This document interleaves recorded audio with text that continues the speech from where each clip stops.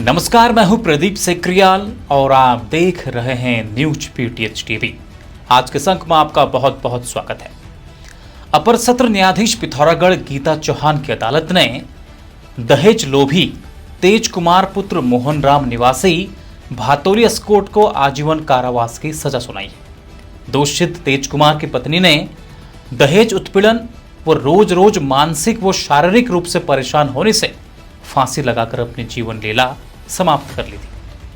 आपको बता दें, 22 जून 2022 को मृतका के भाई ने थाना एस्कोर्ट में तहरीर देकर बताया था कि उसकी बहन की शादी लगभग 5 साल पहले तेज कुमार से हो गई थी। उनका एक बच्चा 3 साल का तथा दूसरा बच्चा 6 महीने का है। कहा, तेज कुमार शादी के 1.5 साल बाद से ही उसकी बहन को शराब पीकर गाली गलौज वो मारपीट करता था तथा दहेज की मांग करता था और कहता था, तेरे मायके वालों ने दिया ही क्या है।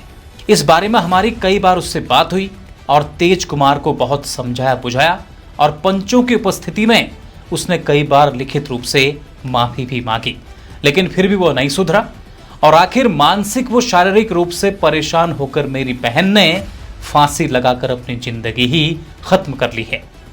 मामला कोर्ट के समक्ष पहुंचा और करीब 3 साल केस चलने के बाद अपर सत्र न्यायाधीश पिथौरागढ़ गीता चौहान की अदालत ने आरोपी तेज कुमार को भारतीय दंड संहिता 1860 की धारा 304B, 498A एवं दहेज प्रतिषेध अधिनियम 1961 की धारा 4 के अंतर्गत दोष सिद्ध करते हुए आजीवन कारावास की सजा सुनाई है। कोर्ट ने दोष सिद्ध आरोपी तेज कुमार को सजा भुगतने के लिए अविलंब जिला कारागार अल्मोड़ा भेजने के निर्देश दिए।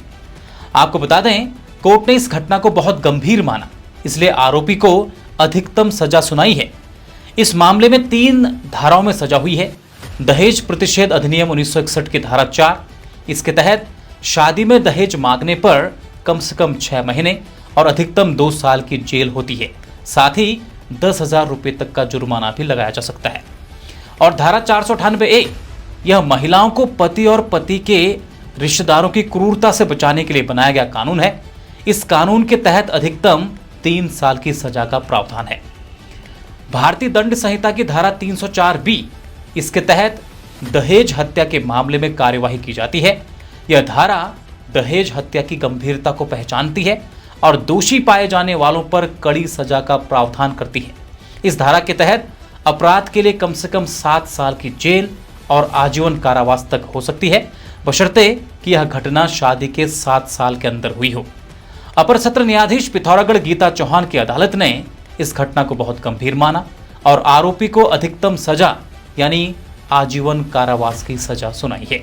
मामले की पैरवी जिला शासकीय अधिवक्ता प्रमोद पंत ने की। आइए अब देखते हैं आज की सुर्खियां। अभिभावकों की पहली पसंद एशियन स्कूल पिथौरागढ़। शिक्षा के साथ ही खेलों में भी उत्कृष्ट प्रदर्शन। देश विदेश में विभिन्न क्षेत्रों में स्कूल के छात्र छात्राएं सेवारत। जनपद पिथौरागढ़ के धारचूला के तवाघाट लिपुलेख सड़क पर नजंग के समीप पहाड़ी से अचानक गिरे बोल्डरों की चपेट में आने से एक मजदूर की मौत हो गई, जबकि 5 अन्य घायल हो गए। घटना आज दोपहर करीब 1:30 बजे नजंग पुल के पास हुई, जहां सड़क निर्माण कंपनी सारथी के मजदूर चाय पी रहे थे। इसी दौरान पहाड़ी से बड़े बड़े पत्थर गिरने लगे। धारचूला कोतवाली के एसओ विजेंद्र शाह ने बताया कि घटना में नेपाल निवासी एक मजदूर की मौके पर ही मौत हो गई। मृतक के शव को धारचूला मोर्चरी में रखवाया गया है। कल पोस्टमार्टम की कार्रवाई की जाएगी।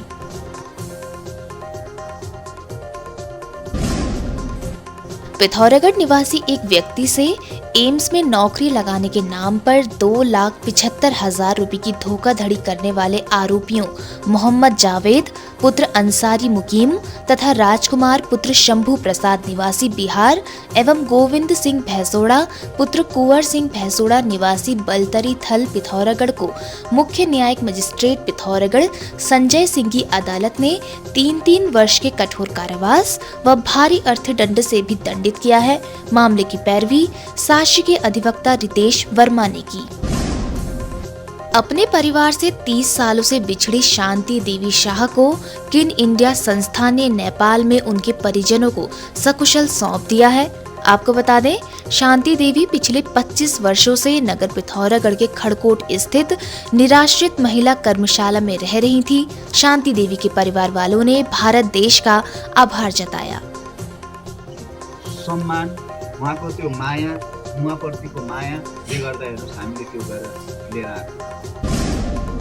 सत्र न्यायाधीश पिथौरागढ़ शंकर राठी अदालत ने गंगोलीहाट के बुंगली निवासी रंजीत सिंह उर्फ रंजन सिंह व पूरन सिंह पुत्र कल्याण सिंह को हत्या के आरोप में दोष सिद्ध करते हुए आजीवन कारावास तथा 50-50 हजार रुपए के जुर्माने से दंडित किया है। आपको बता दें, उक्त आरोपियों ने 8 जनवरी 2023 को सायं 8:30 बजे गांव के ही गंगा सिंह के पेट में चाकू से वार कर उसकी निर्मम हत्या कर दी थी। मामले की पैरवी जिला शासकीय अधिवक्ता प्रमोद पंत व प्रेम भंडारी ने की। हरिद्वार जिले के भादराबाद क्षेत्र में जाली नोट गिरोह के 2 आरोपियों और पुलिस के बीच मुठभेड़ हो गई। पुलिस की जवाबी फायरिंग में एक आरोपी के पैर में गोली लगने से वह घायल हो गया, जिसके बाद दोनों आरोपियों को गिरफ्तार कर लिया गया। पुलिस द्वारा उनके पास से 500 के 2 लाख के नकली नोट बरामद किए गए हैं।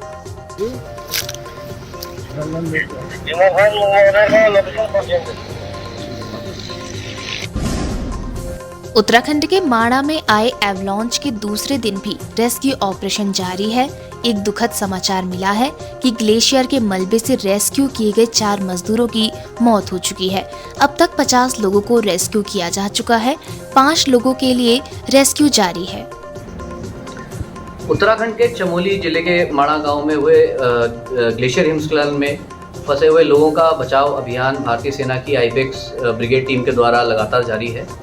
सड़कें अवरुद्ध होने के कारण कुल 6 हेलीकॉप्टर को लोगों की निकासी के लिए तैनात किया गया है। इसमें भारतीय सेना के 3 चीता हेलीकॉप्टर हैं, भारतीय वायुसेना के 2 चीता हेलीकॉप्टर हैं और भारतीय सेना के द्वारा किराए पर लिया गया एक सिविल हेलीकॉप्टर शामिल है।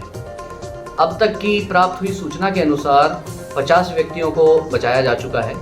दुर्भाग्य से 4 घायल व्यक्तियों की मौत की पुष्टि की गई है। बचाव दल के द्वारा घायलों को निकालने में प्राथमिकता दी जा रही है तथा भारतीय सेना बाकी 5 लापता व्यक्तियों को बचाने के लिए लगातार तलाशी अभियान चला रही है। Lieutenant general Anind Sengupta, central command के आर्मी कमांडर तथा यूबी एरिया के जीओसी दुर्घटना स्थल पर पहुंचकर खुद इस बचाव अभियान की निगरानी कर रहे हैं। जेबी मेमोरियल मानस एकेडमी पिथौरागढ़ एक ऐसा विद्यालय जहां बच्चे सिर्फ पढ़ते नहीं बल्कि खुलकर सीखते हैं, बढ़ते हैं और उड़ान भरते हैं। एक ऐसा विद्यालय जहां मानसिक विकास के साथ साथ शारीरिक विकास पर भी ध्यान दिया जाता है। लैब, स्पोर्ट्स, लाइब्रेरी सभी सुविधाओं से सुसज्जित। बच्चों की रुचि और प्रतिभा को पहचान कर उन्हें मंच प्रदान करने वाला एकमात्र विद्यालय। सभी कक्षाओं हेतु प्रवेश प्रारंभ हो चुके हैं। आज ही संपर्क करें और अपने बच्चे को दे एक नई शुरुआत। खबरों में बने रहने के लिए न्यूज़ पीटीएस टीवी को सब्सक्राइब करें और बेल आइकन दबाएं और साथ ही फेसबुक पर न्यूज़ पीटीएस टीवी पेज को लाइक या फॉलो करें।